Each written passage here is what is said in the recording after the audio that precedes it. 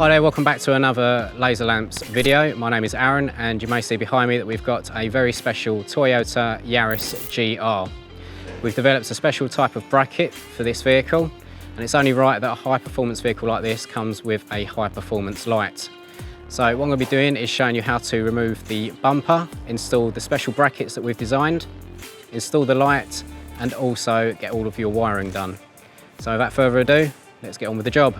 Okay, so this is what the finished article looks like on a Toyota Yaris. You can see we've got the Linear-18 Elite hidden here behind the grille. This makes a very stealthy install and also means that it's impossible for anyone to try and steal your lamp because it's out of the way of prying eyes. Very nice install, I think you'll agree.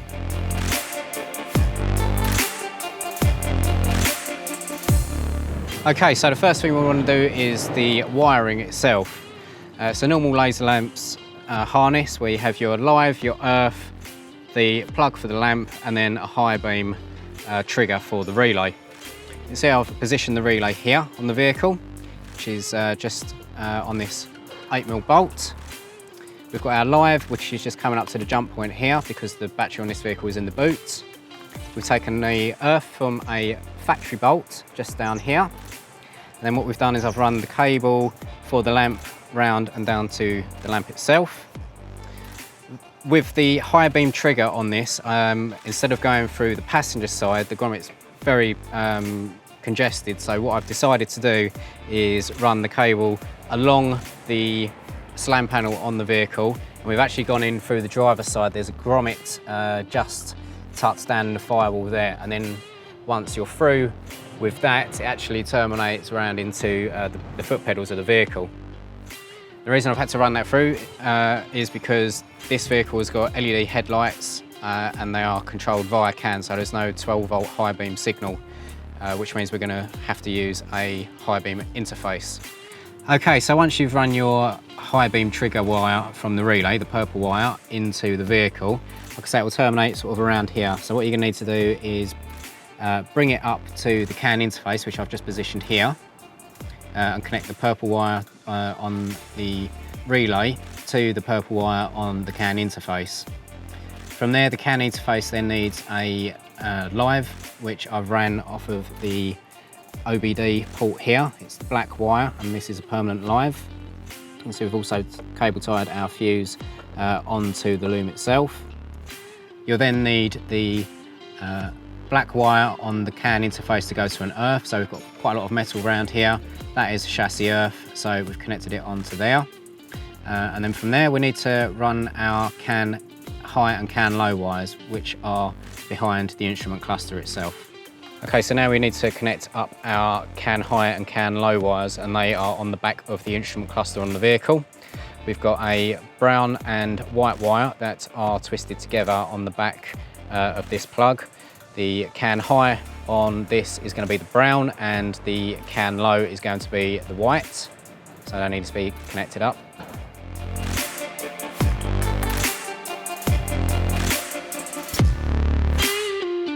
Okay, it's pretty simple to remove the bumper off of the Yaris GR. You only need two tools, that being a plastic trim tool and a 10mm socket. First thing we're going to do is remove these two bolts here. We have a 10mm here and one here. And then once these are removed, I'll show you what needs to be removed next. Once you've removed the 10mm bolts, you then need to remove the outer push clips here on the front of the vehicle. Quite simply take your plastic trim tool, and if you just dig in and pull up, you can then remove the clip. Do that for both sides.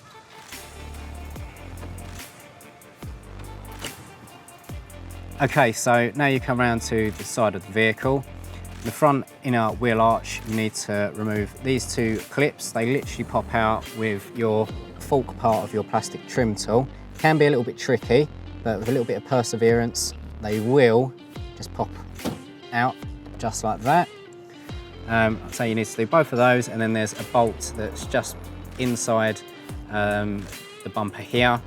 Once you've undone the bolt, you then literally just pull down a plastic clip, and then the front of the bumper is ready to be pulled out. Okay, so once we've removed the clips, we then need to peel back the inner wheel arch, and that will reveal this bolt here. We just need to undo this bolt, and once it's undone enough, you'll be able to pull the clip fully out, and this is securing the bumper in place. So that should now come out, like so. You need to do this on both sides, and then from there you need to undo the bolts that are on the underside of the bumper itself. Okay, so now we're laying down underneath the vehicle. There is a total of 8 bolts to undo. Again, these are all 10mm, so I'll get cracking on undoing these.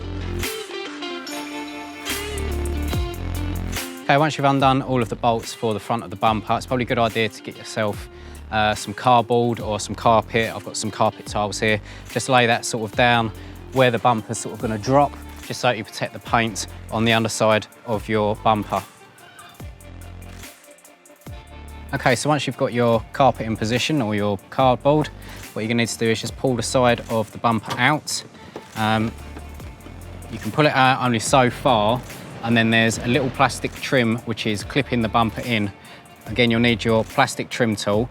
Make sure you use a plastic trim tool and not a flat blade screwdriver, because you'll most likely scratch the paintwork on your lovely new car. So what you just need to do is get underneath the clip and just try and push it up if you can, and it will release, as you saw there, the bumper. There's one just down here and then one just at the top here as well.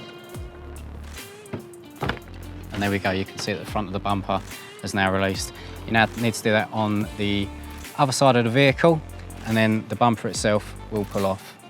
We now literally need to pull the top of the bumper away from the vehicle.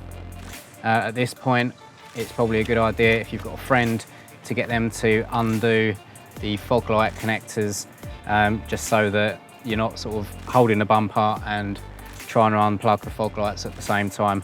I've already undone the fog light plugs on this vehicle, so what I'm going to do is just drop the bumper here, and you'll see we've also got a big plug here. This is for the radar sensor on the vehicle, which is positioned inside the badge of the car. I'm not going to unplug that because I believe it needs recalibrating once it's unplugged. So what I'm going to do is just swing the bumper round, so I've got enough room to work on the crash bar where I'm going to be positioning the mounts and the lights. Okay, so we've now removed the bumper of our Yaris GR here. Next thing we need to do is to remove the polystyrene cover for the crash bar. That simply just pulls off, like so. And then once we've done that, we need to put our front bracket on first of all. We've got our front bracket, and then behind is a rear clamp bracket. And they literally just bolt through with the included bolts. The bolts that I've used here are the shorter ones in the kit. Now they are 80mm, which is a little bit too long. Now what I've done is decided to just cut the bolts down. I've had to nip off about 20mm just so that it doesn't hit the aircon condenser on the Yaris. So once I've done that, we then put our bolts in place. So we've got our front one here and then the back one, and they literally just squeeze round the crash bar itself. We then take our Linear-18 Elite side brackets. We pop them on the underside here, on the driver's and then the passenger side. We then bolt in the lamp to the side of the bracket, and then we try to get it as centre as we can. Now you'll notice on the Yaris, once you've taken the polystyrene protector off, there's a stamp here that says JP, and that is dead centre of the vehicle. So what I ask you guys to do is line up the Z, which is the centre of your linear lamp, with the centre of the J and the P. In terms of height, you want to make sure that the lamp can see through the grille on the Yaris.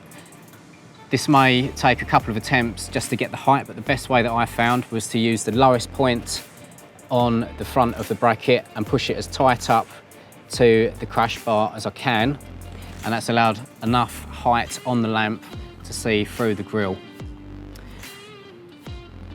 Good thing with these brackets is that because they don't drill into the crash bar, it means that you're free to move them from side to side if you get it wrong. So it's not like a one chance shot at installing this and getting it perfect. You have got the opportunity to just undo the bolts a little bit, slide the lamp either from left to right wherever you need to, and also the same with the height.